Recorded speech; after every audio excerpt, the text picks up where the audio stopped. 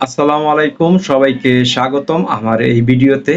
তো আজকের এই ভিডিওটি মূলত নিয়ে এসেছি চ্যাম্পিয়ন্স ট্রফি ২০২৫ পাকিস্তানের আসরের জন্য। বাংলাদেশ ইতিমধ্যে টিম ঘোষণা করে ফেলেছে। আপনারা হয়তো অনেকেই অবগত আছেন এবং যারা অবগত নেই তাদের জন্যই আমার এই ভিডিওটি করা। বাংলাদেশের যে স্কোয়াডটা হলো এবং এই স্কোয়াডটা কেমন হলো সেটা নিয়ে আমার ভিডিও করা। তো বাংলাদেশের স্কোয়াডটা কেমন হলো আমরা আপনাদের সাথে আলোচনা করব। তো বাংলাদেশের স্কোয়াডে অধিনায়ক আছেন নাজমুল হোসেন শান্ত, দলীয় অধিনায়ক। এছাড়া আছেন সৌম্য সরকার, বামহাতি ওপেনিং ব্যাটসম্যান। তানজিব হাসান তামিম, তিনিও ওপেনিং ব্যাটসম্যান। এছাড়া আছে তাওহিদ হৃদয়, ইনজুরি থেকে কামব্যাক করেছে।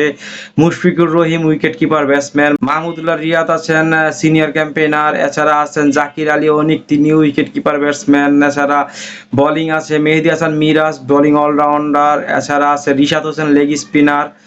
Taskin Ahmed pace bowler, Mustafizur Rahman pace bowler, বামহাতি পেস বোলার। পারভেজ হোসেন ইমন, তিনি ব্যাকআপ ওপেনার বা ব্যাকআপ উইকেট কিপার হিসাবে আছেন। এছাড়া আছে নাহিদ রানা আছেন। তাছাড়া আছেন তানজিদ হাসান সাকিব এবং নাসুম আহমেদ আছেন লেফট আর্ম বোলার। তো কেমন হলো বাংলাদেশের স্কোয়াডটা সেটা আপনারা কমেন্ট করে জানাবেন। তো লিটন কুমার দাসকে বাদ দেওয়া হয়েছে এই স্কোয়াড থেকে এবং এই স্কোয়াড থেকে বাদ পড়েই লিটন কুমার দাস আজকে দুর্দান্ত একটা সেঞ্চুরি করলেন, ১২৫ রান করলেন ৫৫ বলে এবং অপরাজিত ছিলেন ১০টা ৪ এবং ৯টা ৬-এর দুর্দান্ত একটা ইনিংস খেলেছেন। তো আমার মতে পারভেজ হোসেন ইমনকে দলে না ভিড়িয়ে লিটনকে শেষবারের মতো কিন্তু চ্যাম্পিয়ন্স ট্রফির একটা সুযোগ দিতেই পারতো। একটা বৈশ্বিক টুর্নামেন্ট যেখানে এক্সপিরিয়েন্স দরকার আছে, আমরা এক্সপিরিয়েন্স প্লেয়ার পেলাম। ৪ জন প্লেয়ার পেলাম যারা গত চ্যাম্পিয়ন্স ট্রফিতে খেলেছেন। তারা হচ্ছেন মাহমুদুল্লাহ রিয়াদ, মুশফিকুর রহিম, মুস্তাফিজুর রহমান। এছাড়া আছেন মেহেদী হাসান মিরাজ।